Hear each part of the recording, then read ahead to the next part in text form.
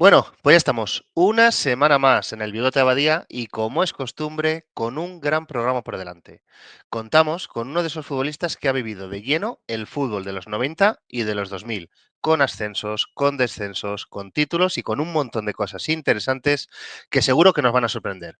Así que nada, lo que os decimos siempre, sentaos, estad atentos y abrid bien los oídos porque lo que viene por delante merece la pena. Y este partido va a empezar y lo vamos a ganar. Saca la lata de la nevera. Cuando mi equipo marca un gol, como rue la afición, con el fútbol las penas vuelan, yeah, yeah. Sandro, bienvenido al Bigote de Abadía. Muy buenas, un placer. Nada, el placer es nuestro, como te he dicho fuera de micro, agradecidísimo de, oye, que nos dispongas de tu tiempo para recordar ese fútbol que tanto nos gustaba y ese fútbol que echamos de menos a través de tus vivencias, muchos equipos que tocar, muchos momentos, incluso varias épocas, así que nada, recordar ese fútbol que es lo más difícil, hacer memoria, Sandro. Muy bien. O sea, para estudiar no me dio, pero para la memoria futbolística sí, seguro. Pues nada, pues a disfrutar entonces de la entrevista y lo primero que me gustaría preguntarte, Sandro, porque bueno, ahí mirando por internet y trasteando un poquito, lo que hemos visto es que, bueno, pues al principio te costó un poquito dedicarte al fútbol porque tú eras muy aficionado al surf, ¿no? Bueno, a ver, no, mi pasión siempre fue el fútbol. Los otros deportes, en aquella época ya sabes que en el colegio jugabas a todo, balonmano, Ujú. baloncesto, fútbol sala, fútbol. Y el surf, soy de un pueblo costero de Tenerife, Las Galletas, y uno de los hobbies de todo el mundo es hacer surf. Ujú. Y tú Pero le eso dabas. era hobby, Era ya no lo hobby, ¿no? hago. Sí, yo lo tenía muy claro que quería intentar ser futbolista y así fue, gracias a Dios. Y lo conseguiste, no como Sí. nosotros. Que Sí. también te digo, nosotros somos de Santander, tenemos playa, pero Pablo el surf ni tocarlo tampoco, ¿no? El surf ni tocarlo. Cogíamos el paipo o el corcho, es que depende, como la zona de España en la que estés y Sí. como mucho las olas del Sardinero, pero vamos, éramos unos torpes totales. Sí, total. David, además tú la playa, no, a ti el monte, ¿no? Vale, David creo que ha tenido algún problemilla porque está ahí torcido. De lado. Pero bueno. Y Ángel, ¿los seguidores han dejado muchas cosas de fútbol o muchas cosas de surf en este caso? Sí, la verdad es que nos han dejado bastantes cosas y me llama la atención un mensaje que dice, qué bonito, los pases de Sandrito. No deja pregunta, pero ahí lo deja.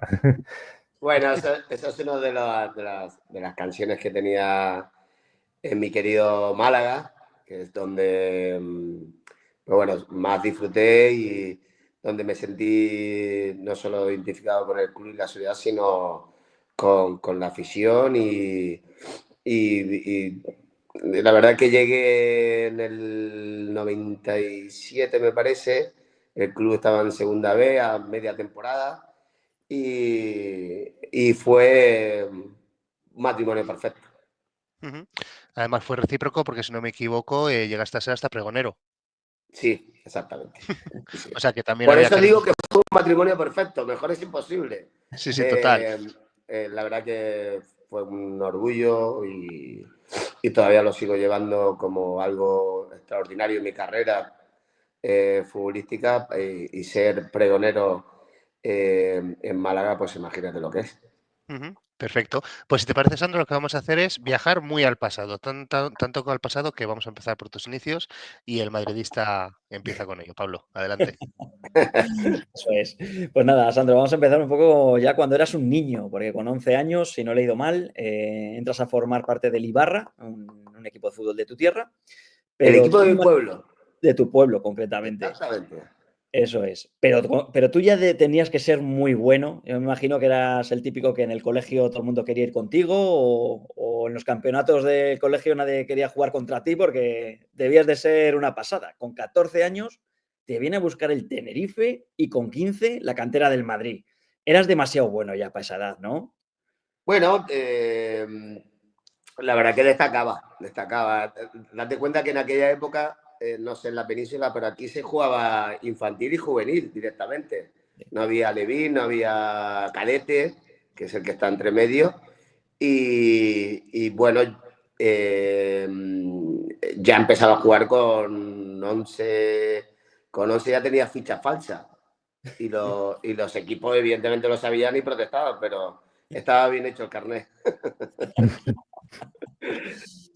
Claro, eso del Tenerife fue porque, bueno, te vino a buscar alguien en concreto. Bueno, es el equipo representativo de la isla y es donde, bueno, es el siguiente paso si quieres evolucionar y en aquel caso pues vino el Tenerife y estuve, claro, había que recorrer 70 kilómetros. O sea, parece que está al lado, pero son 70 de ida y 70 de vuelta y bueno, en este caso mi padre me llevaba, eran 2 o 3 veces a la semana, más el partido, así que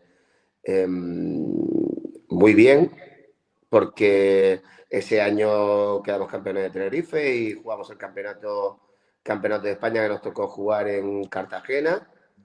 Y muy bien, muy bien. La verdad que fue un año, digamos, el que me hizo ser reconocido a nivel nacional, porque yo jugaba en el Tenerife y jugaba en la selección de Tenerife.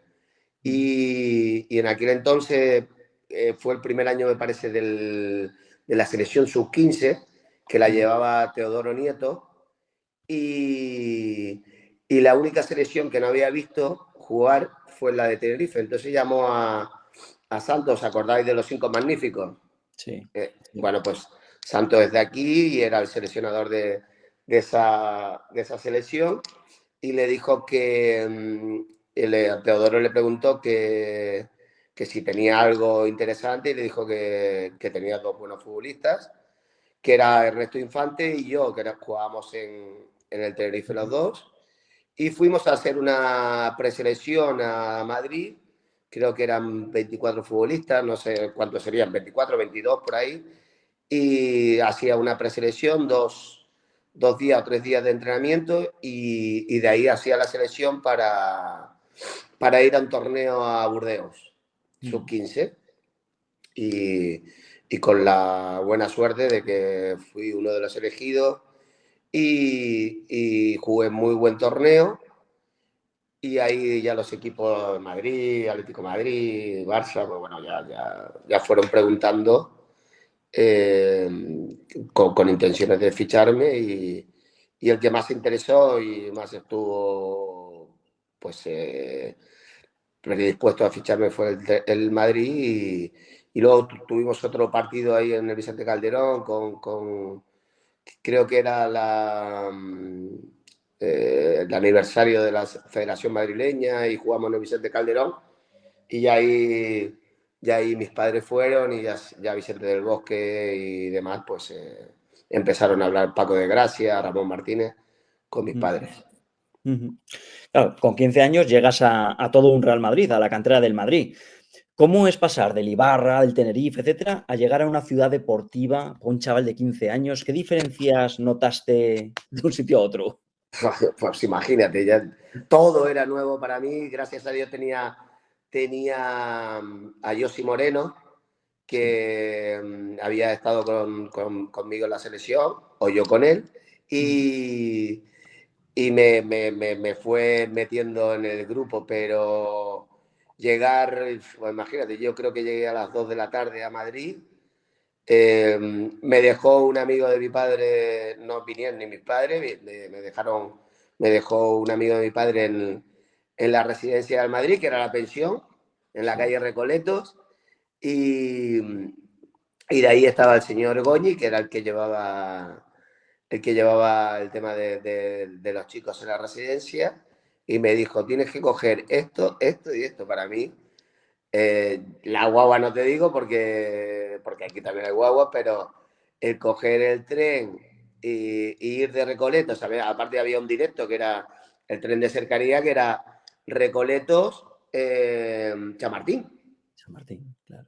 Claro, y parabas en Chamartín y caminabas, eran 7 minutos. Sí. Y fui solo.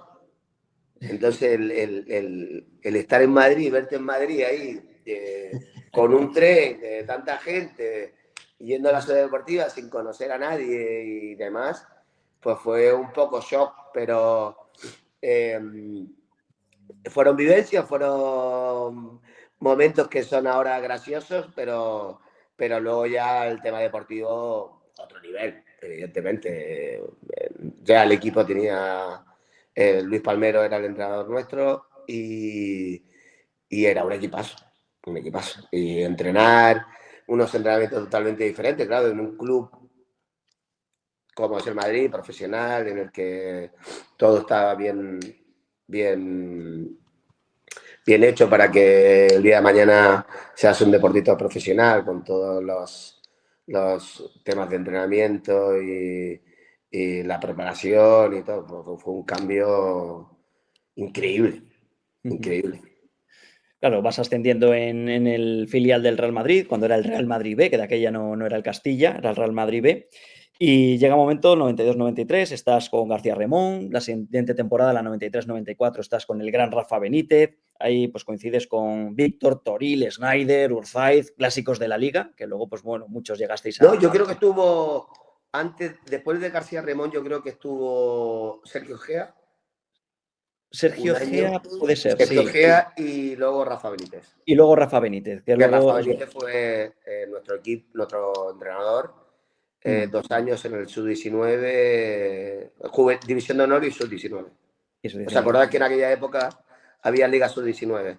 Eso es. De aquella se hacía una Liga Sub-19. Sí. Varios entrevistados nos lo habéis comentado. La añorada Liga Sub-19. No, era una categoría increíble porque eran todos los juveniles de la primera división, digamos. Y luego, pues bueno, parece ser que lo haces muy bien. Os rebautizan como, digamos, la quinta, no sé si de la galleta, porque, bueno, tú eres de allí, tú eras como el butragueño, como la quinta del buitre, el que encabezabas un poco la nueva... Bueno, en aquella época, después de todas las quintas que se bautizaron, pues esta en este caso de mi quinta, porque, bueno, oye, pues tuve la suerte de que se le bautizó así, pero éramos un grupo de jugadores que era increíble, ¿no? Sí. La verdad que era una jornada muy buena. Y luego llega Jorge Valdano. Llega en el año 94 al Real Madrid y parece que se prenda de ti. Te sube al primer equipo para entrenar con los Laudrup, Zamorano, Butragueño, Michel, Luis Enrique, Hierro, Sanchís, Bullo, bueno, una cantidad de superestrellas. En ese momento en el que Valdano cuenta contigo para que entrenes con ellos y estés con ellos, ¿cómo es esa llamada? ¿Cómo lo vives tú, esos primeros días de entrenamiento con los mayores? Bueno, es que yo creo que casi nadie lo sabe o con el tiempo he ido contándolo, pero Jorge ya me quiso para el Tenerife teniendo yo 18 años, siendo jugador casi juvenil y ya haciendo debut con García Remón en el Castilla. Debuto en Lleida, que era el Lleida que subió, que encima le ganamos allí 0-2. Y ese año Jorge me llamó para el siguiente año estar con el Tenerife. Pero el Madrid nunca me dijo nada y le dijo que no, evidentemente. Si no me dijeron nada, porque les dijo que no. Pero Jorge que me llamó a casa, porque antes no había móvil, evidentemente, había no sé cómo se enteró del teléfono de casa. Y mi hermana, yo vivía con mi hermana, y cogió mi hermana el teléfono y dice, hace así, claro, tapa el teléfono. Jorge Valdano. Le digo, ¿qué dices? Y me dijo que sí, claro, que él quería saber si yo era, que si me encantaría ir al Tenerife el año siguiente, que ya fue el año de la UEFA. Y yo le dije que bueno, que lo que dijera el club, que yo encantado. Pero en Madrid nunca me dijo nada. Fíjate. Entonces, al año siguiente es cuando llega Jorge al primer equipo y además yo ese año había tenido la operación de pubis, con lo cual no había tenido mucho ritmo. Yo creo que jugué los últimos 2 meses con el Castilla, cogiendo ritmo, y como tenía ficha del Sub-19, hice todo el campeonato de la Copa, la hice con el que bajamos Dani, Gerardo y yo a reforzar al juvenil, que llegamos a la final y la perdimos ese año. y Jorge ya me había llamado en el Hotel Eurobuilding para decirme que contaba conmigo para el primer equipo, que te iba a tener ficha de filial, pero que iba a ser uno más del primer equipo y ya se fue. De aquellos entrenamientos con toda esta amalgama de cracks, Redondo, Laudrup, Hierro, ¿te impresionaba alguno en especial en esos entrenamientos? Y porque yo tuve la suerte, bueno, es que evidentemente Maradona, todo lo que habíamos visto toda esa época, pero yo me prendí o sea, mi jugador favorito siempre fue Fernando Redondo y tuve la suerte de... Porque cuando yo estaba en el Tenerife, Fernando había fichado por el Tenerife. Entonces estuve todo ese año, iba a los entrenamientos, a los partidos y me quedé prendado con Fernando Redondo no solo por lo futbolístico, sino por su personalidad. Y tuve la suerte de tenerlo como compañero y fue un compañero increíble, ¿no?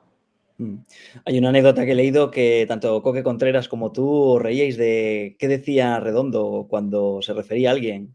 Moncho. Moncho. Moncho. Era una palabra muy suya y se ha quedado para nosotros.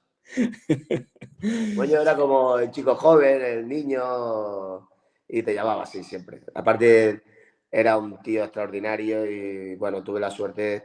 Date cuenta que en aquella época iban 16 futbolistas solo en la convocatoria.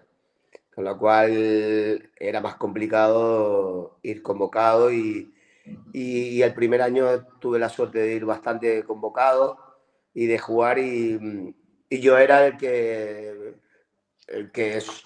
digamos, si faltaba alguien de las parejas en las habitaciones, que eso es lógico y es normal, ya no, porque yo creo que ya van solos, cada uno en su habitación, pero sí. En nuestra época íbamos de dos. Y pues eso, muchas veces iba de compañero con Fernando, un tío extraordinario. Luego esa famosa liga, la 94-95, después de 4 años de dominio blaugrana, pues ganáis la famosa liga de Valdano. Y quiero, digamos, hacer hincapié en ese partido, Real Madrid 2, Deportivo La Coruña 1, en el que pues esa victoria le da la liga al Real Madrid. Empieza marcando creo que Camavinga, empata Bebeto y luego el 2-1, el famoso golazo de Zamorano. Ese partido tuviste la ocasión además de saltar al campo. Hace poco he visto el programa de la Liga de Valdano en Informe en Movistar Plus y hablaba Valdano cuando te sacó al campo. Creo que te comentó, usted y Redondo agarren el balón y no se lo den al rival jamás. ¿Eso sí, te acuerdas de ello? ¿Cómo fue? Porque sí, fue así, tal como lo dijo. Pero además da la casualidad de que la semana anterior habíamos jugado aquí contra el Tenerife y habíamos ganado 0-1 y ya había sido titular y habíamos hecho un muy buen partido en cuanto a control de pelota y demás. Laudrup había tenido molestias durante la semana y Jorge me dijo que iba a jugar. Y habíamos jugado Martín Vázquez, Redondo, Camavinga, Zamorano, Raúl y yo de media punta. Y la verdad que había sido un muy buen partido en cuanto a posesión y a tocar. Y entonces, cuando Zamorano mete el gol, automáticamente me llama para controlar el partido. O sea, para entrar y tener más la pelota de la que lo teníamos en aquel momento. La verdad que fue muy bonito, fue muy bonito. Llegar al primer equipo del Real Madrid no es algo fácil y tú lo lograste. Y en ese primer año, como estaba repasando con Pablo, bueno, pues Valdano le dio un nuevo aire al equipo, ganáis la Liga, incluso le endosáis un 5-0 al Barcelona, y tú fuiste partícipe de todo ello. De hecho, se llegó a decir que eras el sucesor de Laudrup.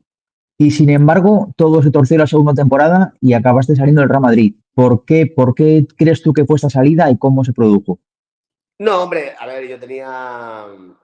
Pues fíjate que con todo eso del primer año hubo una oferta en firme del Tenerife para que viniéramos Dani, Marcos y yo, que era junto con Coque, éramos los 4 que habíamos subido al primer equipo de pretemporada y al final no se dio y seguí. Nada, todo perfecto, empecé jugando, aparte jugué bastante, hasta que Jorge se fue y vino Arsenio Iglesias.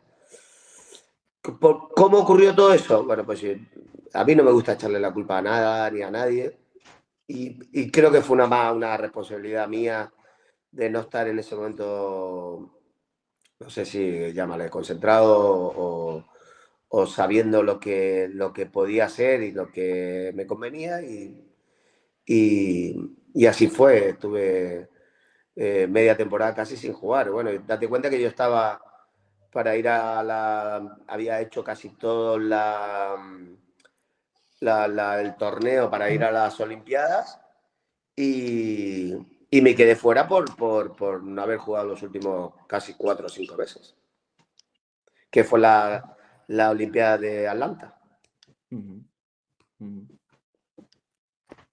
Sí, esas Olimpiadas fueron las que fueron Raúl y De la Peña, que eran, digamos, los... Claro, exactamente, pero yo había hecho, daros cuenta que son casi 1 año y medio de clasificación, había hecho la 94-95 muy bien, sí. La 95 empiezo, pero la realidad es que no estuve al nivel y así fue, no me llevaron. Yo, Sandro, te quería preguntar, porque entre tu salida del Real Madrid y tu llegada al Málaga hubo un no fichaje por el Newcastle. ¿Cómo se dio esta situación, no? El Newcastle de Kenny Dalglish con Tino Asprilla, Alan Shearer, John Barnes. Bueno, aquello era una constelación de estrellas. Era increíble, era increíble. Una organización, bueno, lo que sabemos ahora que vemos más, porque antes no teníamos tanto conocimiento de lo que es el fútbol inglés en sí. Y luego, después del Madrid, me fui 1 año seguido a Las Palmas, que era muy buen equipo, con Turo Flores, Valerón, Walter Pico, Socorro, Orlandito, Paquito, Manolo, bueno, en fin, también un equipo de segunda división, habían ascendido ese año y la verdad que no tenía equipo y en el último momento me quiso Las Palmas y me vine. También no di todo lo que tenía, no di el nivel y efectivamente al año siguiente tengo otro año de contrato con el Madrid y Vicente del Bosque y García Hernández, que era el entrenador del Castilla, hacía entrenamientos, todo era uno más, pero que, hombre, mi ciclo en el Castilla, lógicamente, ya había pasado. Había estado en el primer equipo y volver, pues era un paso atrás. Nada, empecé a entrenar, todo perfecto, todo genial, y en esa con Bahía, con Petón, que no eran mis representantes, pero me consiguieron la prueba en el Newcastle. Y la verdad que fue una experiencia increíble. No tenía mucha idea de inglés, pero la organización era increíble. Claro, éramos 2 chicos y el capitán nos iba a recoger al hotel para llevarnos a la ciudad deportiva, que en aquel entonces era Watson, no sé si os acordáis, un pelirrojo de la cantera del Newcastle, lateral derecho alto. Bueno, pues el tío nos iba a buscar y nos llevaba al hotel a las 5 o las 6 de la tarde, porque ya sabéis que allí a las 9 te van a buscar, 9:30, llegas allí y entrenas cuando el entrenador diga que hay que ir a entrenar, a las 11, a las 12, ya luego comes allí y lo que tengas que hacer de entrenamiento un poquito más o oficios o lo que sea. Pero fue una experiencia increíble y de verdad que si no hubiese llevado... Bueno, de ahí estoy 2 semanas y Kenny Dalglish habla conmigo y me dice, o sea, no te ficho porque no tengo sitio, claro. Estaba John Barnes, Gris, bueno, es que aquello era aquello era increíble. Y él mismo me consigue, me dice, ¿qué te parece? He hablado con Gordon Strachan, que en aquel momento llevaba el Coventry, que estaba en primera división también. Y he hablado con él y le interesa. ¿Te importa? Si quieres, vas a hacer la prueba. Y fui otra 1 semana y media a probar con el Coventry. Estuve un mes en Inglaterra. Sí. Y por temas económicos no era como ahora, ¿no? El Coventry no tenía ese dinero para hacerlo. Ya iba con un contrato estipulado que si me querían había que pagar ese dinero. Y al final volví otra vez al Castilla. Y en ese intervalo de un mes, cuando llego, el equipo no va bien. iba casi en puesto de descenso y César García Hernández. Y el segundo era Portugal, que entrenó ahí en el Racing. Sí. Y nada más irse García Hernández, al siguiente entrenamiento viene Portugal y del Bosque, que si quiero jugar y echarles una mano. Yo le digo, como una mano no, todas las que quiera, porque me moría por jugar al fútbol, no podía más. Y estaba en segunda vez el Castilla, que había bajado el año anterior. Entonces ahí voy y la verdad que 2 meses muy buenos y llega la oferta del Málaga. Y ahí no dudé. Fue como un amor platónico. Dije, bueno, sé que es un club histórico, que necesitábamos una gran ciudad y que tarde o temprano va a estar en la élite y tuve la suerte, por eso he dicho siempre que es un patrimonio perfecto. En 1 año y medio estábamos en primera. O sea, que es que más no se le puede querer. Es curioso porque se encuentran los caminos de un Málaga al que yo creo que la figura de Sandro fue importantísima y un Sandro que encontró en Málaga pues el club en el que relanzar su carrera. Exactamente. Y bueno, no hay más palabras, o sea, no puede haber otra frase. Fue como estamos hechos uno para el otro. Y tuve la suerte de tener un vestuario nada más llegar, pues eso, los Bravo, Basti, Roteta, Rafa, en fin, Pablo Guedes, Movilla, que llegó conmigo, que fue increíble el vestuario, fue como... el equipazo que fue construyendo el Málaga, que fue una pasada de equipo. Llegar y parece haber estado toda la vida uno ahí. Y dentro de este ascenso meteórico desde segunda B hasta primera en 2 temporadas, son dos ascensos importantes. Ascender a primera, pues me imagino que pues, supone lo que supone, pero me imagino que el ascenso de segunda B a segunda también tenga que ser muy importante, sobre todo para la afición, para el equipo que empieza a creérselo. ¿Tú de los dos con cuál te quedas? ¿Con el de segunda B a segunda o con el de segunda a primera? El de segunda B a segunda. Ese fue increíble, como ver, aparte si sabéis cómo fue la liguilla, estaba el Talavera que tenía todo para subir, luego iba el Terrassa que nos había ganado el penúltimo partido en su casa 3-0 y nosotros éramos el tercero, el que menos posibilidades tenía. Llega el Talavera y empata los 2 partidos con el Beasaín. Entonces nosotros teníamos que hacerle 3 goles al Terrassa y que el Talavera no ganara. Pues imagínate, claro, el estadio, pues si tenían aquel entonces 40.000, que era de los estadios que se podía estar de pie, en fin, la Rosaleda antigua, pues claro, con el ir metiendo goles y que el Talavera pues no conseguía ganar, se fue llenando el estadio y 4-1 yo creo que faltaban 20 minutos cuando hacemos el 4-1. Claro, fue entrando gente y estábamos más pendientes del Talavera y del Beasaín Talavera y fue, pues eso, si te digo que Málaga en menos de 1 hora estaba todo el mundo en la calle, fue increíble, fue algo, aparte del sentimiento como club y como jugador de volver a la élite, aunque sea en segunda A, para mí fue único. Y mira que he tenido varios ascensos, pero ese fue único. Y como decía, fuiste formando un grupo en Málaga muy importante, jugadores aparte de tu calidad, de tu talla. Estaba Luque, Darío Silva, Deli Valdés, Cataña, fueron encadenándose una serie de jugadores que hicieron al Málaga, pues. Primera. Sí, después, ya posteriormente. Distintas fases de los años de primera, pero ya en segunda el club hace un esfuerzo, pues nos quedamos 12 o 13 por ahí, nos quedamos de segunda B y se trajeron 12 o 13 jugadores. Fue una apuesta muy importante para el club, empezando por el entrenador, que era Joaquín Peiró, en paz descanse, y todo su cuerpo técnico. Y la verdad que fue increíble. Vino Cataña, que luego fue el Pichichi. En fin, vinieron jugadores muy importantes. Rufete, que también vino media temporada. Edgar.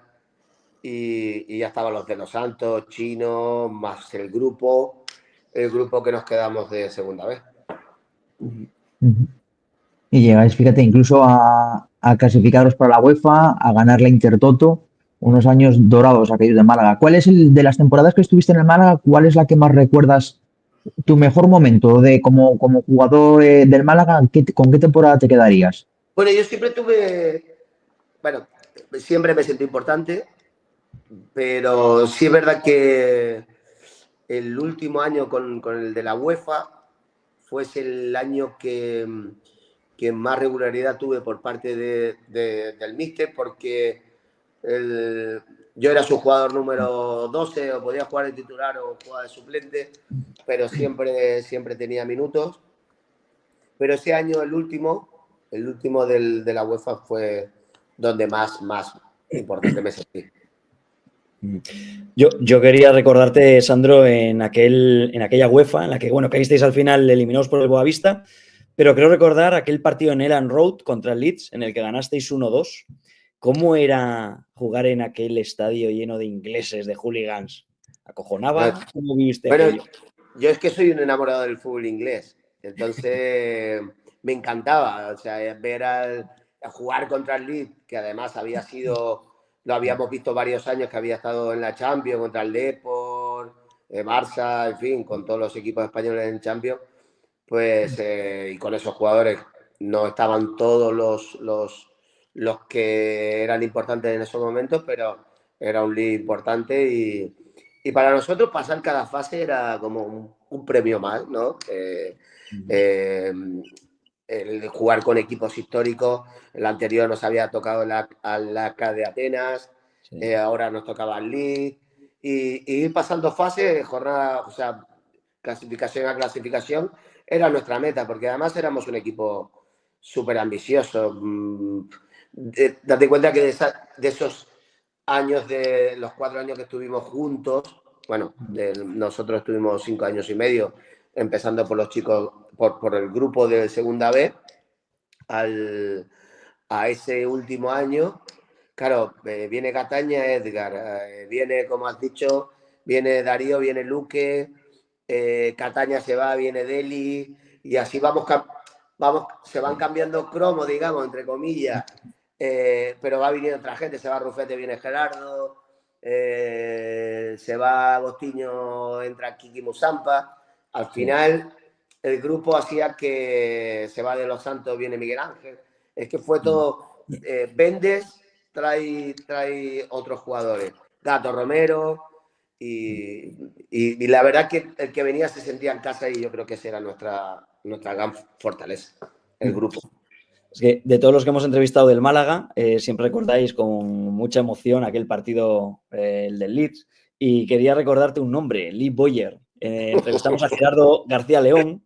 Joder, es que a mi Gerardito le tocaba todo, macho. Es que, aparte, ese era malo ya el Lee Boyer era malo, ya sabíamos que era malo, alguna trastada iba a ser, entre él y Alan Smith. Y Alan Smith, porque nos lo contó. Claro, tenía cara de mala hostia, parece que estaban en un pub inglés, macho, joder. Y como no había ni bar ni había nada, pues se llevó la cabeza de Gerardo. Claro, la gente que igual no lo sabe lo queremos explicar. Está Lee Boyer, que creo que se pegó luego cuando estaba con el Newcastle, se pegó con Kieron Dyer. Compañero, sí, claro. Estaba loco. Nada. Para él el fútbol era un ring. Pero luego estaba Alan Smith, que es el típico inglés que ves que tiene cara de balconing, y nos contó también Mikel Roteta, que también la estuvo con él allí en Leeds. Hostia, debía de acojonar un poco jugar contra esos... No, porque a nosotros nos iba la marcha, a nosotros nos daba igual. Hombre, lo de Gerardo no, porque le raspó toda la frente y todo el pelo, pero nosotros era un equipo peleón. Nosotros no, íbamos para adelante, teniendo a Darío, Fernando, Roteta, Bravo, íbamos. Sí, Gato Romero, no teníamos miedo a nadie. No estabais mal tampoco, ¿no? Y aparte, bueno, estuvimos con Gerardo hace 3 años. Los chiquitos calentábamos un poco y luego venían los grandes. Y los grandes. Ya sabes que es así siempre. Estuvimos con Gerardo hace 3 años y no tenía los tacos marcados en la cara. No le quedó marcas de guerra. Pero estuvo feo, ¿eh? Sí, Bueno, sí. el partido se puede ver y se le ve cómo le raspó el tipo, que era malo el cabrón. Sí, nada, pues después de estos momentos que recordamos de esa UEFA del Málaga, se produce tu salida. Tu salida, yo creo, cuando mejor o cuando más estabas jugando y demás, sales del Málaga. ¿Y eso por qué fue? Bueno, sale un grupo de jugadores. El club ya estaba teniendo problemas económicos y demás. Y bueno, la realidad es que nosotros convivíamos con una directiva que íbamos de la mano, que era con Fernando Puig en paz descanse, y con el grupo Bahía, que no, cero problema, con Petón y demás. Y nosotros jamás habíamos tenido ningún problema con el tema de las primas y demás. Aparte, ya sabéis que las primas se hacen en verano.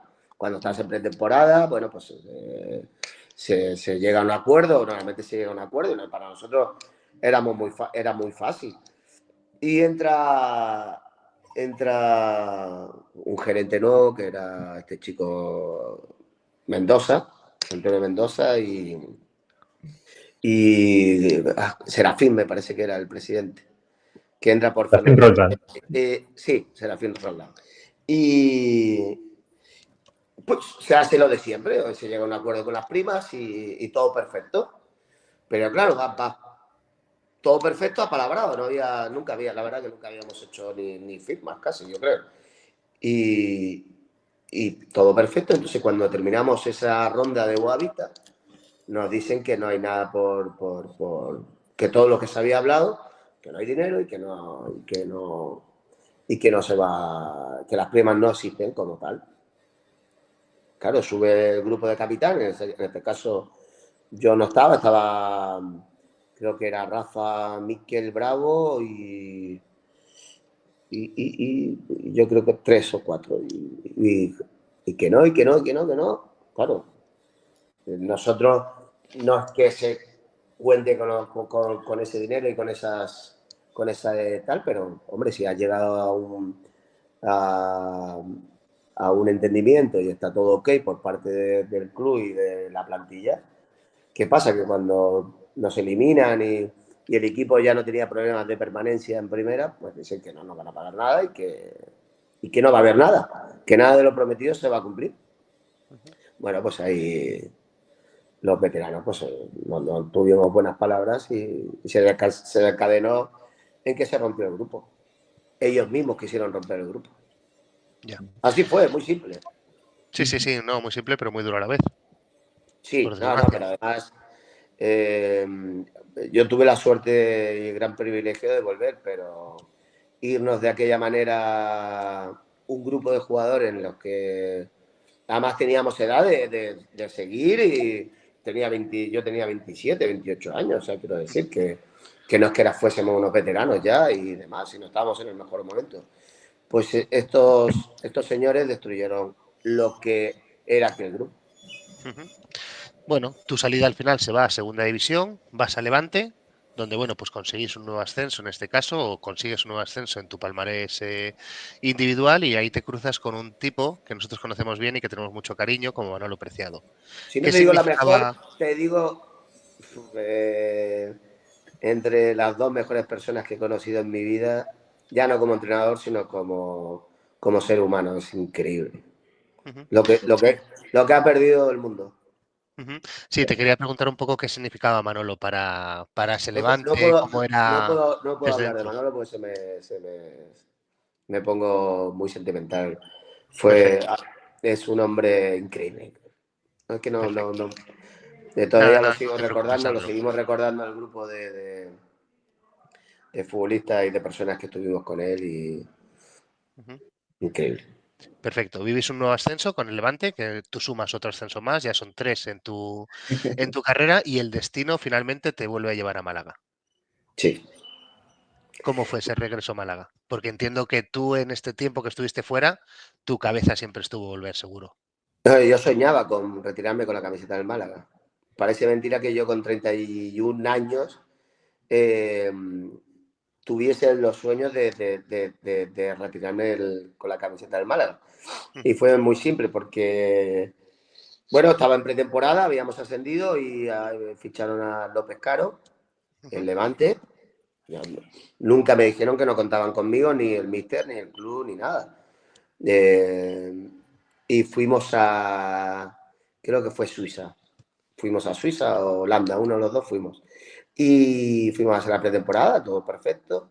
A la vuelta, yo creo que llegamos un viernes o un sábado. Al día siguiente, el fin de semana, no entrenábamos. Y yo había visto que por los periódicos que Fernando Sanz se había hecho con el club.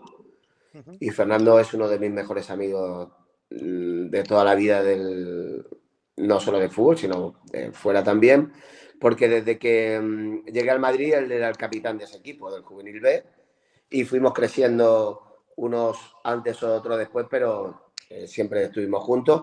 Cuando yo estoy en el Málaga, él ficha en primera con el Málaga, cuando subimos a la primera época mía, digamos. Sí. Entonces le mando un mensaje de texto y le digo, felicidades, lo típico. Nada, genial, tal. Entonces, cuando vuelvo, iba a comer con unos amigos de Valencia y recibo la llamada de Fernando. Le digo, ¿qué pasa, jefe? Me dice, anda, prepara la maleta que te vienes para acá. Me quedé sin habla. Y me dice, no me dices nada. Claro, él me llama enano, me dice, no me dices nada, enano. Y le digo, me he quedado sin palabras, ¿qué quieres que te diga? ¿Cómo es esto? Cuéntame. Nada, Heijo se va para allá y tú y Jesús se vienen para acá. Digo, ¿cuándo me voy? Claro, yo estaba frito, yo tenía la casa en Málaga, tenía todo. Digo, ¿cuándo me voy? Dice, en esta semana se arregla todo, pero entre los clubes estamos de acuerdo y pues imagínate, la maleta la hice en 1 hora y media, la tenía hecha. Y nada, y vuelta a casa, ¿no? Exactamente, sí. La verdad es que es mi casa, mi segunda casa o mi primera casa. Es como, ¿a quién quieres más, mamá o papá? Pues esto es Málaga y en mi pueblo, de Tenerife. Sí, tal cual. Pues nada, Sandro, por aquí nos han dejado algunas cosillas los seguidores que han mostrado mucho cariño hacia ti, especialmente de Málaga, como viene siendo o como hemos hablado en la entrevista. Ángel ha elegido algunas preguntas que te han hecho los seguidores para que les contestes tú, ¿vale? Muy bien. Sí, eso es, pero mira, Sandro, yo la primera que te quiero hacer es mía, porque como has comentado, en la 2007-2008 subís a primera con el Málaga y es tu última temporada como jugador, porque automáticamente Fernando Sanz te ofrece la dirección deportiva, ¿no? ¿Cómo es este cambio de jugar a ser director deportivo de los que habían sido tus compañeros? Pues, hombre, al principio es duro, pero bueno, creo que tenía el cariño de todos mis compañeros. No solo era una decisión mía, era una decisión del club. En aquel entonces Antonio Tapia también estaba, aunque era el entrenador, también ayudaba, y estaba Ricardo. Y entre los tres se hizo lo mejor posible. Los chicos que nos siguieron del ascenso se fueron bien y siguen siendo algunos. Tengo llamadas con ellos, o sea que fue una decisión deportiva y que ellos entendieron perfectamente. Es duro, pero al final es el fútbol. A mí también me pasó de la otra manera, o sea que creo que es algo normal y lógico en el fútbol. ¿Y cuál es el fichaje del que más te enorgulleces? Bueno, al final, cuando estás en la dirección deportiva tienes momentos, ¿no? Pero yo creo que más allá de los fichajes, porque al final, cuando tú partes el primer año con Antonio, fue espectacular y era la base de la segunda división, más fichajes que se hicieron, que fueron muy buenos, como Adrián, quien estuvo más por ahí, pero es que casi todo fue el grupo de segunda. O sea, es que tampoco se hicieron muchos fichajes porque cuando subes, yo me acuerdo en aquella época eran 12 millones para pagar a 25 jugadores. ¿Cómo haces eso? Pues el mejor fichaje fue ir a buscar a Duda a Sevilla y que pagaras que pagara el Málaga el 50% y el 50% el Sevilla. Al año siguiente lo pudimos traer en propiedad porque ya lo teníamos apalabrado. Y como me dijo Monchi, vienes a pagar un Ferrari a precio de Seat Panda. Le digo, no, te estoy quitando un Ferrari porque vas a comprar un Lamborghini. Claro, al final son cosas de dirección deportiva, pero tuve la suerte de que cumplí lo que quería en el fútbol, que es jugar al fútbol, por supuesto, y cuando lo dejara, también dije que el fútbol no me iba a retirar a mí, sino que yo me iba a retirar del fútbol. Lo hice porque físicamente o mi cabeza ya no daba para más, y con Fernando habíamos hablado de seguir, que según Antonio y la dirección deportiva, seguir un año más como jugador en primera o pasar directamente a la dirección deportiva. Y estando de vacaciones me llamó y me dijo que iba a pasar a la dirección deportiva y sin ningún problema. Fueron sobre todo los 2 años con Fernando fueron muy reconfortantes y aprendí lo que era la dirección deportiva, que es muy bonita desde el otro lado. Vale, pues ahora vamos con una pregunta de un seguidor que es Mati Fernández 87 y que pregunta qué compañero de la cantera del Madrid te sorprendió más por la calidad que tenía. Que ahí me dejaría 1.000.000. Es que yo estuve en la cantera del Madrid 6 años, es que son muchos futbolistas. Pues desde que llego, los Toril, Alfonsito, son muchas épocas. Lo que pasa que sí es cierto que esa jornada nuestra de los Gerardo, Dani, Víctor Fernández, Molina en paz descanse, Marco, Fernando, San, Josi, éramos un equipazo. Y luego viene la otra jornada detrás, que para mí fue increíble, que fue los Alvaritos, Guti, Raúl, García Calvo, en fin. Ahí había también Víctor Sánchez del Amo, Gómez, es que había mucho. El Madrid siempre, igual que el Barça, igual que era una competición diaria en cada entrenamiento porque había jugadores que te podían dar el salto rápido.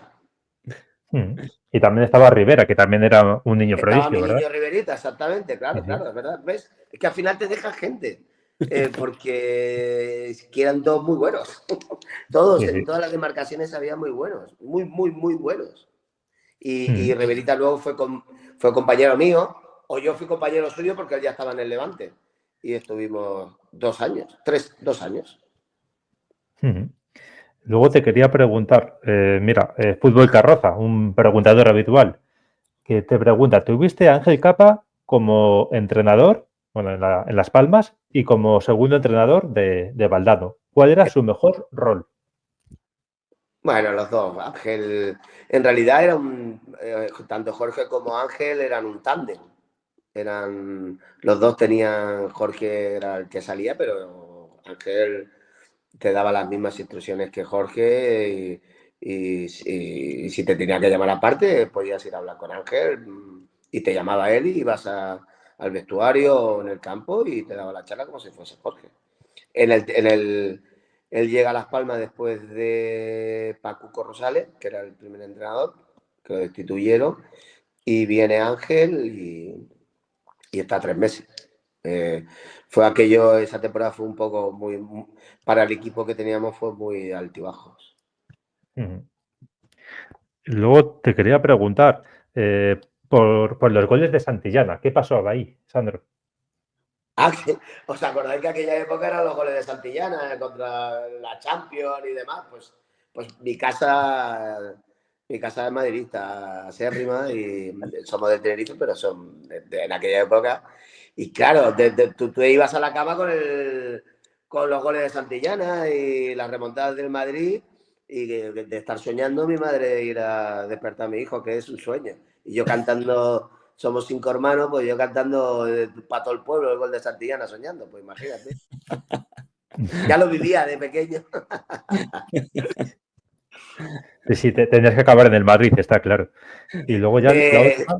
Sí, pues, no me queda más remedio, claro. Me acuerdo yo de una anécdota que nos contó Roteta precisamente, de un ring de boxeo que Uy, ¿qué te estabas habrá dicho tú, el Colorado? Musampa. Ay, ¿qué te habrá dicho el Colorado? Nada, o que improvisaron un ring de boxeo para que solucionaras un conflicto con Kiki Musampa, ¿no? ¿Qué pasó ahí? Bueno, si solo fuese con Kiki, con Darío, con Chomi, ya te digo, yo era un chihuahua. Ya, tenía roce con todo el mundo, pero claro, si me ves con este cuerpo, ¿quién me iba a pegar? Pobrecito. Era un abusador, entonces sí, éramos, aparte era todo de cachondeo, éramos muy competitivos, pero se terminaba en nada, en 2 segundos se terminaba el enfado. Sí, no, sí, nos dijo que era de cachondeo y que era así con todo, ¿eh? Que Sí, eras la sí, sí. alegría de la huerta, por así decirlo. Sí. Sí. No solo eso, es que, claro, éramos un grupo, sobre todo ese año, y jugábamos torneos, que no sé si Mikel lo contó, jugábamos torneos de 6 jornadas. Los equipos eran aleatorios, que lo hacía José Luis Gilaver, que era nuestro preparador físico. Entonces, cada mes y medio se iba a comer. Y los que quedaban de abajo hasta media tabla pagaban a los de la tabla arriba. O sea, tenías que pagar 2 menús. Claro, la gente podías tener molestias, pero tenías que jugar, porque si no jugabas contabas con 0. Con lo cual, aquello era... Las primeras 3 jornadas, bueno, pero las últimas 3 que tú ibas, tenías la clasificación en el corcho, eso era... Tú ibas ya maquinando en qué puestos que ya podías quedar para las 2 últimas jornadas. Era casi como un partido de fútbol. No, hay veces que no tenía que parar el míster. Madre mía. Bueno, Sandro, pues hasta aquí la primera parte de la entrevista. Ahora nada, vamos con 3 juegos muy cortos que bueno, te van a encantar seguro. El primero te lo cuenta Pablo. Eso es, Sandro. Vamos a empezar por el primer juego. Se llama el juego de los nombres propios. Consiste en el que yo te digo una serie de nombres, es compañeros, entrenadores, etcétera, y tú me los tienes que intentar definir con una palabra o una breve frase, ¿vale? Venga. Empezamos con el primero. Juan Carlos Valerón. Genio. Raúl González.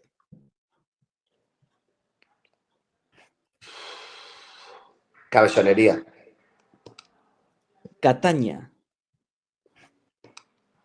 Pichichi. Rubiales. Trabajador. Michael Laudrup.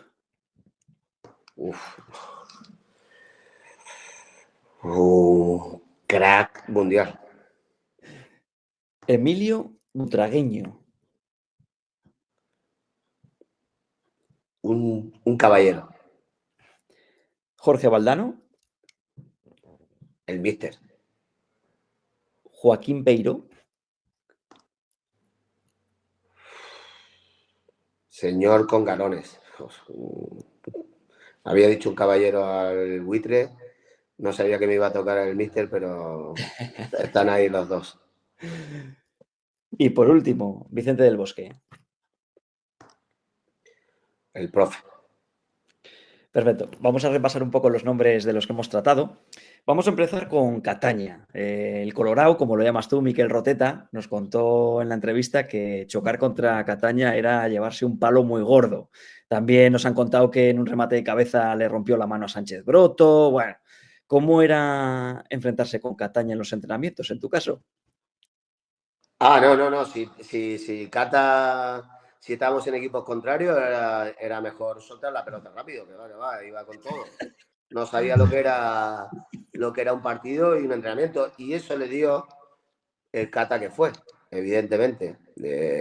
Tú dices un entrenamiento a Broto, pero es que a Leo Franco también le rompió. Leo Franco estaba en el Mallorca B y le rompió la ceja. Y él aquí tenía una heridita.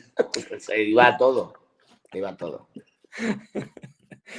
Luego vamos a hablar de Juan Carlos Valerón. Coincidiste con él en Las Palmas. La verdad que erais dos jugones en el medio campo. ¿Era tan impresionantemente bueno, Valerón? Muy, muy bueno, muy bueno. Sí, es verdad que yo lo cojo, o sea, yo coincido con Juanca, él empezando a estar en el primer equipo ya con ficha y todo, pero no con ese, digamos, con esa soltura de ser titular y demás. Pero lo veías, ver a Juanca con 1,85, con esas cosas, con esas patitas desgarbadas y hacer lo que hacía, era un mago, mago. Muy, muy, muy bueno. Mm. Luego Raúl González Blanco. El año en el que a ti te suben con el primer equipo con el Madrid es el año que también suben a Raúl. Estáis los Claro, dos campeones. pero nosotros cuatro, tanto Dani, Marcos, Coque Contreras y yo, somos los cuatro, digamos, del filial que subimos a hacer la pretemporada, que eso era lógico en aquella época. Bueno, sigue siendo igual ahora. Y Raúl empieza en octubre, pero Raúl es ya, no hace pretemporada, casi no entrena con el primer equipo. Y con el Castilla igual, porque fuimos a jugar contra el Palamós. Yo esa jornada no fui con el primer equipo y voy a jugar a Palamós. Y él debuta esa jornada también, que además creo que perdemos 2-1 o 2-0 con el Palamós. Y a la semana siguiente empieza a entrenar con el primer equipo y Jorge tenía la manía, no la manía, por eso no son. Él daba la convocatoria, y daba el equipo titular y la convocatoria antes del entrenamiento, del último entrenamiento. Claro, cuando Raúl va a jugar de titular, claro, todo es tin, tin, tin. Claro, y nos quedamos él y yo en la misma habitación. Y yo a las 6 de la mañana, 7 de la mañana, todo oscuro, veo que alguien se está moviendo en la habitación. Claro, enciendo la luz y digo, ¿qué hace Raúl? Sandro, no puedo dormir. Claro, lógicamente. Y tenía 17 años. Y al rato, bueno, digo, descansa, anda, que luego te toca jugar. Aparte, era a las 9 de la noche el partido. Sí. Digo, descansa, que échate a dormir y descansa y tal. Y claro, lo normal en nuestra época era ir a dar un paseo, pero claro, con el Madrid no se puede ir a dar un paseo. Claro, tuvimos que ir, nos sacaron por detrás y fuimos medio escondidos a dar un paseo, que eran nuestras manías en las categorías inferiores, ir a dar un paseo. Y así fue el gran Raúl. Sí. Tú a Raúl le veías ya en los entrenamientos cuando coincidías con él en el primer equipo, en plan, joder, qué personalidad, joder, no se arruga ante Por eso nada. dije por eso puse lo de cabezonería, porque, tía, el que entrenaba, si igual Cataña entrenaba, entrenaba igual, no sabía lo que era dosificar esfuerzos de entrenamiento y de partido. Así fue, así llegó a ser lo que es, o lo que fue. Allí en el damnificado fue Emilio Butragueño, que era, digamos, la estrella de los últimos 10 años en el Real Madrid, y entró Raúl y, bueno, pues como que le quitó un poco el puesto. ¿Cómo lo llevó Butragueño? ¿Cómo era Butragueño en ese vestuario? O sea, ¿era un caballero? ¿Cómo lo has definido? Ya está, no hay más. Lo que veis ahora es lo que veis cuando habla. Era lo mismo en un vestuario. O sea, ni una palabra malsonante, ni un mal gesto. Todo era buenas palabras para los chicos jóvenes, pero para su grupo también. Y un caballero. Es que no se puede decir otra cosa de Emilio Butragueño. Es una manera de ser un líder, un liderazgo en concreto, pero bueno, allí, ¿quién llevaba en ese vestuario? Porque estaba Sanchís, estaba Bullo, estaba Hierro. ¿Quién llevaba la voz cantante en ese vestuario? Porque había mucho gallito. Bueno, al final los grupos saben dónde llegan y dónde van y quiénes están en cada sitio, y tú tienes que estar en tu sitio. Manolo, Fernando, Miguel Porlanchendo, Bullo, pero Manolo era un grandísimo capitán, grandísimo capitán. Tenía todo lo que es ser un capitán. Luego vamos a hablar de Rubiales. Coincidiste con él en el Levante. Todos conocemos a Rubiales, al Rubiales actual, no tanto al Rubiales futbolista o al Rubiales de aquel vestuario del Levante. ¿Vosotros ya lo veíais como, joder, este tío, me cago en la mar, es un líder, o este tío va a ser algo el día de mañana? ¿Cómo era Rubiales? No te voy a mentir, no. Rubiales era un buen futbolista. Él vino del Jerez, con Jesús y demás. todo lo que de ser presidente de AFE a luego ser presidente de la federación y todo eso, si me preguntas a mí, no lo hubiese imaginado en la vida. Fíjate. Eso soy yo. Luego, también es verdad que yo me voy, él sigue en el club, que fue, luego hacen lo de la ley concursal y él, hombre, él estaba estudiando para abogado y demás, hacía las dos cosas, pero de ahí a lo que llega, nadie se lo imaginaba, a dónde ha llegado. Ser presidente de AFE no es fácil, claro. Y ser presidente de la federación, pues imagínate. Me quiero imaginar.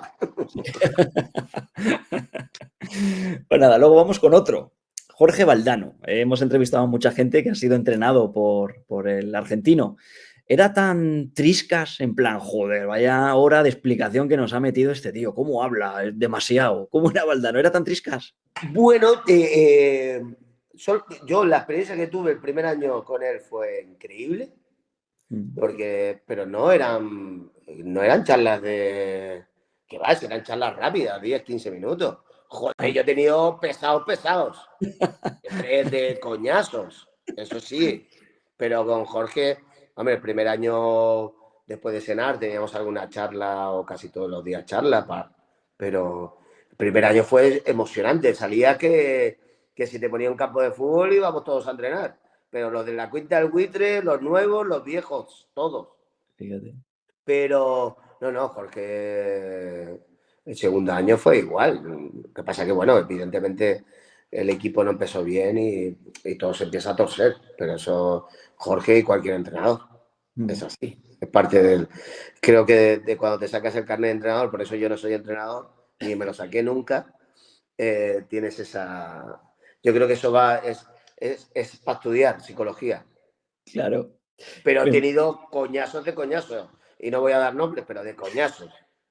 El que no era un coñazo y que era muy directo, me imagino que sería apreciado. Con esa voz ronca que tenía, esa voz rota, debía ir al grano. Manolo era un genio para todo. Aparte, como te lo decía, y también él tenía a Raúl, que era más de otros métodos, pero Manolo era buenísimo. Manolo era pim, y ya está. Ahora, y si vienes a pedir explicaciones porque no juegas, o sea, te ibas peor como venías. O sea, que era un genio en todo, aparte era un ser humano de otro planeta. De otro planeta. Luego vamos a hablar de un jugador de otro planeta, Michael Laudrup. Entrevistamos no hace mucho a Pablo Alfaro y coincidió con Laudrup en el Barça. Y dijo que técnicamente era lo mejor que había visto, que se comparaba con Cruyff en los rondos. ¿Cómo veías tú a Laudrup? ¿Era tan brutal? Increíble. O sea, jugar un rondo con él, esa que te hacía te la hacía todo el rato, no la cogías. era jugar un rondo con él, era jugar a otra galaxia. Sí. Pero bueno, también es verdad que cuando vas subiendo de nivel, los rondos son totalmente diferentes. Nosotros con Jorge, el calentamiento siempre eran rondos. Tú te habitúas a esos rondos y al final, con tu calidad, vas intentando llegar a ellos. Pero Michael y yo sé que ya al Madrid llegó con una edad, pero el primer año fue increíble, ¿no? Hay otro crack que era Redondo y mi duda es, ¿era mejor chocar contra Cataña o meterte debajo del codo de Redondo? Ahí. Si Fernando metía el helicóptero iba jodido, ¿eh? Y aparte un tipo de 1,85 corpulento de más, era duro. Sí. Vamos a hablar de Joaquín Peiró, un tipo que, pues bueno, ha sido el gran entrenador del Málaga, del Euromálaga. ¿Cuál crees que era el éxito de Joaquín Peiró? Y eso que a ti te ponía casi siempre de suplente, que no entendías yo creo que mucho por qué, decías, ya eras un auténtico jugón, pero joder, al tío le encantabas, pero te ponía poco de titular. ¿Cómo era Peiró? Pues mira, yo como nunca pedí explicaciones a ningún entrenador le pedí explicaciones de por qué jugaba. A ver, si no pido por qué juego, no la voy a, ese era mi lema, porque la voy a pedir. lo único que puedo hacer es seguir trabajando y demás. Que teníamos esa relación amor-odio, la teníamos, por supuesto, con respeto, con cariño. Pero claro, si le preguntaba a la prensa, ¿pero por qué Sandro no sale de titular? Y el míster decía, a ver, Sandro siempre va convocado, siempre juega. Una vez se juega de titular y otras veces no. Hostia, tú luego lo escuchabas y decías, pero es que tiene razón. Tiene razón. Siempre estaba ahí, a no ser que tuviésemos un encontronazo, porque lo teníamos de vez en cuando. Yo tenía 23, 24 años y era capaz de jugar un grandísimo partido y pensar que iba a tener continuidad y según el partido a lo mejor le daba por poner sobre todo al principio. Esa relación amor-odio era al principio de temporada. Un tercio de la temporada era como, joder, si yo terminé, claro, venía el segundo, venía Juan Carlos Añono, venía Gila, A ver. venga, que vas a jugar, que no te preocupes, tal, claro, coño, el míster te nota que tienes cara cabreado, aunque eso no entorpezca la relación con los compis ni con nada, ¿no? Sí. Y al principio, pero yo terminaba la anterior temporada, terminaba jugando todo seguido, ¿no? Digamos, la segunda vuelta, mucho jugando y terminaba jugando de titular. Llegaba la pretemporada, todo perfecto, pim, pim, tal, otra vez de suplente empezaba.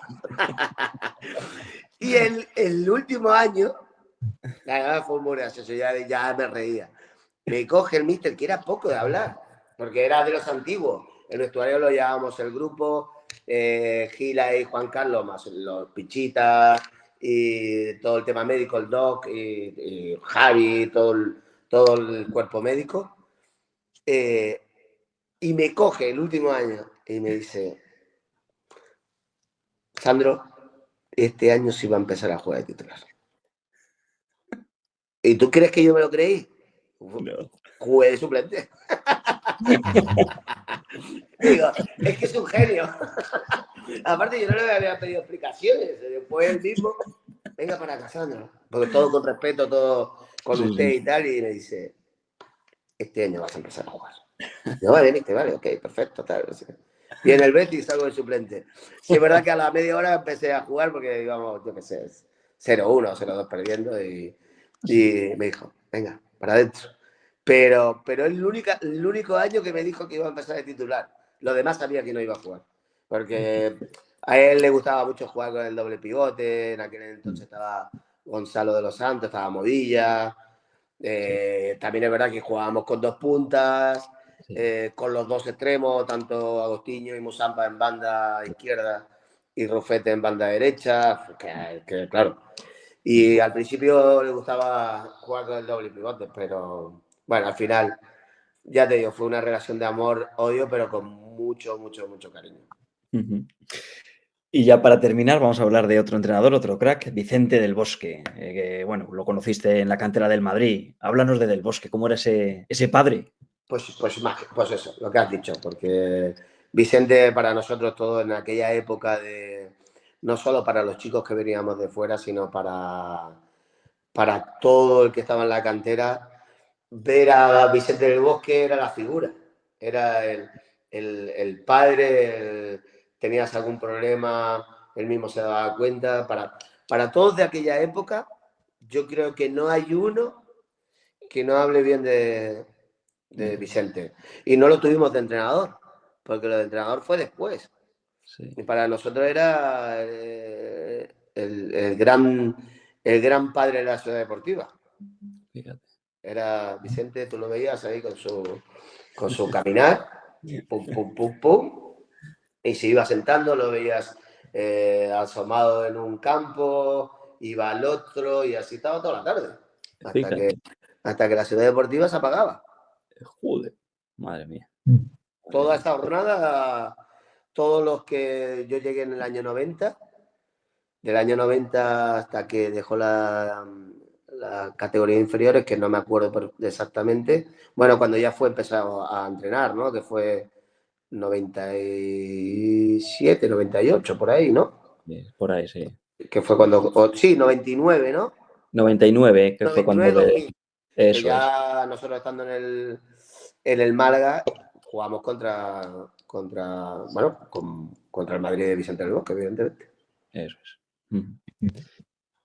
Vamos con el siguiente juego, Sandro. Este se llama Cortitas y al pie y son una serie de preguntas para conocerte un poco mejor y a ver si te podemos rascar alguna anécdota.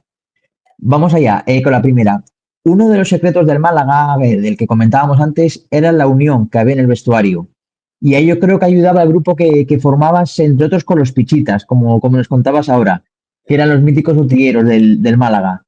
Si te ocurre alguna anécdota que nos puedas contar con los pichitas que, bueno, pues que ayudasen a hacer unión en el vestuario o alguna cosa que tramaseis. Pero es que los pichitas estaban en todas. Hombre, sin los pichitas no podíamos hacer nada. Cualquier cosa. Estabas en una pretemporada y había que ir a comprar globos o tal, los pichitas siempre estaban en medio. Para la gente que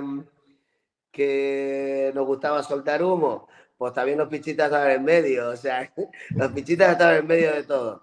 Pero eran genios. La verdad que sin los pichitas, ese grupo de vestuario o esa unión que había en el vestuario eran... sin ellos no era lo mismo. Una camiseta de un rival que guardes con especial cariño por lo que te costó conseguirla, por quién era el rival. No sé, alguna sí que te venga a la cabeza. Voy a decir una cosa, soy anticamisa no tengo ni mías. El otro día me dio mi madre una bolsa que tenía varias camisetas que vio en un armario de estos de mi madre quitando ropa. No guardé ninguna. No. Y el último año de Málaga, imagínate, creo que gasté... Todo el mundo me pedía camisetas y yo las regalaba. Yo sabía que iba a ser casi mi último año, o sea que... pero mías no tengo. Mi hijo mayor tiene una. Él sí las guarda, porque tiene de cada año, pero yo guardar no tengo ninguna.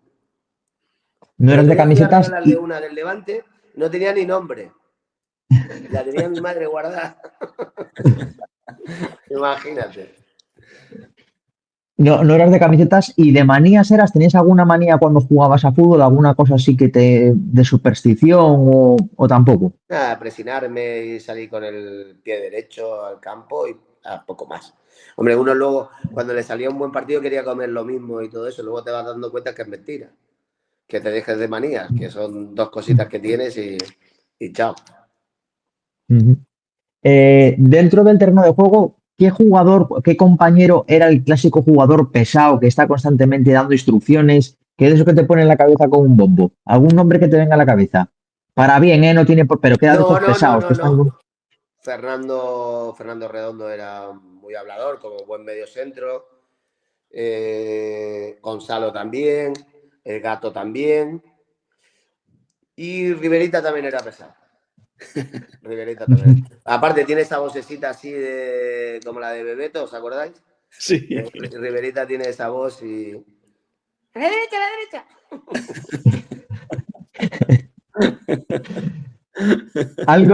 Algo que te pasase con un árbitro, o bien que te llevases bien con él, o que te tuviese manía, alguna tarjeta así extraña, no sé, alguna anécdota con un árbitro. No, tuve una muy buena ese último año, que era el de la Real, que estaba peleando con el Madrid el título.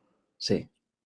Y una falta lateral, un córner, me la pasa Vicente Valcárcel y yo disparo, de las pocas veces que yo no disparaba mucho, disparo, y Xavi Alonso, o sea, le mete con la mano, pero en el suelo.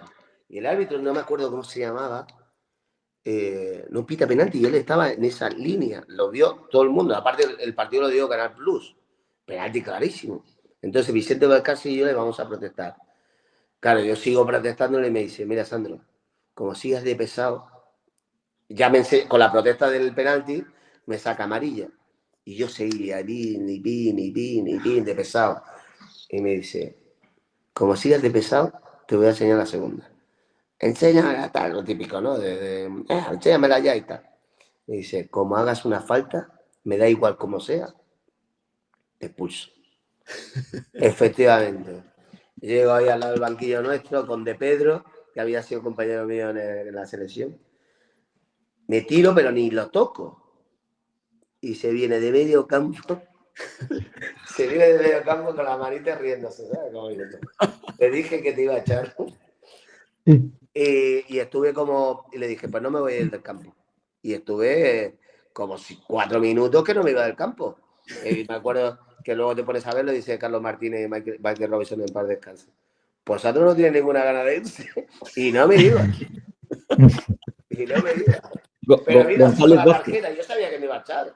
Vino con la tarjeta, pero así hasta que casi se puso al lado mío y me hace. Y la roja, claro.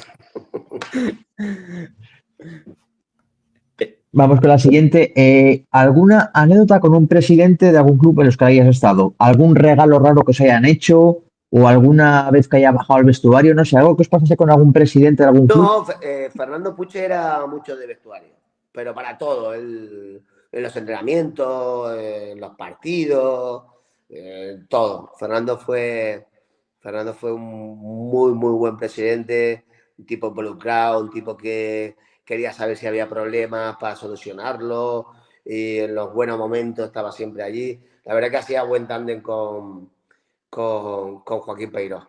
Tenía muy buen talante de lo que es ser un presidente cercano y un míster dejando al vestuario hacer su día a día. Aparte, el míster, no sé si los chicos lo han contado, la alineación la daba en el hall del hotel. Teníamos que bajar todos y él iba haciendo con el dedo. Empezaba por la defensa. La primera charla era el portero y los 4 defensas. Entonces, estábamos ahí, imagínate, en el hall del hotel, los 18, y iba diciendo, usted. Y claro, se llevaba 5. Se llevaba la charla, dejaba la charla de los 5 y se venía a por los otros, a los centrocampistas y los delanteros. Entonces volvía a ser lo mismo. Usted. Claro, ya los defensas, los otros se iban ya, los que no iban a jugar ya se iban. Y allí estábamos esperando los centrocampistas y los delanteros. Y iba con tanta educación que iba diciendo, usted. Y luego daba la charla de centrocampista delantero juntos. Anda que nos tenéis que reír de esos ratos muertos en los que se llevaban los defensas y os quedabais los demás ahí esperando. Tenéis que, echar unos ratos a... Era complicado no adivinar, porque el míster, cuando el equipo iba bien, se jugaban los mismos. Eso sí que era su manera de ser. Si habíamos ganado el anterior, complicado que no jugaras.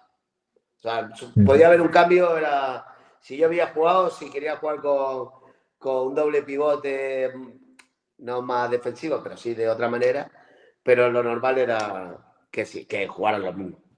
Eso sí lo teníamos más o menos hecho. Y vamos con la última, que es una clásica de esta sección. ¿Cuál es la mayor bronca que recuerdas en un vestuario? De eso que igual el partido no sale como el míster había planeado y monta en cólera, o una bronca en la que tuviese que separar a 2 compañeros, una de estas que pase el tiempo y la sigues recordando todavía. No, nunca. Yo nunca vi un puñetazo como tal, si te refieres a eso. No, o igual que el míster entre cabreado y tire la carpeta, o yo qué sé, alguna cosa, una bronca. No, ninguno. No. Pero bueno, sí, discusiones siempre hay, por supuesto. A ver, es lógico, cuando pierdes puede haber una discusión de tenías que haber estado aquí, tenías que haber estado allá, tal, pero eso en 2 segundos se pasa, vamos. En Málaga éramos muy habladores, para lo bueno y para lo malo, pero al final ya el partido está acabado, que ya no puedes hacer nada. Cuando ganas no puedes hacer nada y cuando pierdes tampoco. Creo que eso se pule durante la semana, si hay algún defecto, pero no, y broncas así de muy mal rollo, la verdad que no, nunca. Después de un partido no, ha habido cosas en el entrenamiento, pero después de un partido complicado, ya está todo terminado. Sí. Bueno, mira, Sandro, en el siguiente juego te voy a preguntar yo por compañeros, ¿vale? Vale. Mira, empezaríamos por el portero y me gustaría saber de todos tus compañeros porteros, ¿cuál sería el más palomitero? El que más se tiraba en plan cuando no hacía falta por lucir un poquito. No, he tenido muy buenos porteros. Si me dices el mejor, para mí es mi moño, que es Coque Contreras. Pero no he tenido, han sido muy buenos porteros todos. Buenos compañeros y buenos porteros. Sí, Contreras era un portero sobrio, además. Y la siguiente Sí, sería... no, pues, era un gato. sí, sí. Date cuenta que no era un portero con una gran altura, como podía ser Rafa, pero Coque era un gatito, un gato. Uf, jodido. Ujú. Vale. El defensa más duro, en plan que rascaba la espinilla en los entrenamientos. Uf. Jesule. Porque los de mi época, los Mikel Roteta, Bravo, Chomi, estos no eran finos, entrenando eran finos, no iban mucho al roce. Además estaba Cataña por ahí, no iban al roce, o sea que no. Jesule era duro. Jesule que luego jugó en el Jerez, conmigo en el Levante y luego se fue conmigo al Málaga. La última época. Jesús era duro, sí. Vale. Tenía mala cara. Sí, sí. La siguiente sería el lateral que más se prodigaba en ataque. En plan que tienes que decir, oye, campeón, ahora vuelve. Vicente Valcárcel. Sí, sí. Pero es que Vicente venía 500 veces. No tenía problemas. Ese iba y venía, no tenía problemas. Vicente hasta que se lesionó, luego le costó volver, pero hasta que se lesionó estaba ya casi para la selección. O sea que se fastidió la rodilla. Luego la siguiente sería el jugador que más te impresionaba por su velocidad. Que digas, joder, vaya cohete. Bueno, yo no te digo velocidad, pero una potencia, son distintos, pero era Edgar. Edgar en su mejor momento era un avión. Uf, para coger a ese animal había que agarrarlo, ¿eh? Edgar Pacheco, que también pasó por el Real Madrid, sí, sí. Exactamente, que él ficha por el Madrid a media temporada, creo que era el Madrid de Hiddink, y lo ceden a media temporada, que ya luego se quedó con nosotros. El siguiente, el mejor lanzador de faltas que has visto. ¿Quién tenía un guante en la pierna? El Chino Zárate. Chino Zárate tenía, del Madrid evidentemente Michel, Fernando Hierro. En el Málaga Mikel también tenía buena zurdita, pero así que era el Chino. El Chino tenía muy buen promedio y la pegaba muy bien. Luego la siguiente, si tuvieras que sacar un córner, ¿qué cabeza buscarías? En aquella época Gonzalo de los Santos era un valor seguro.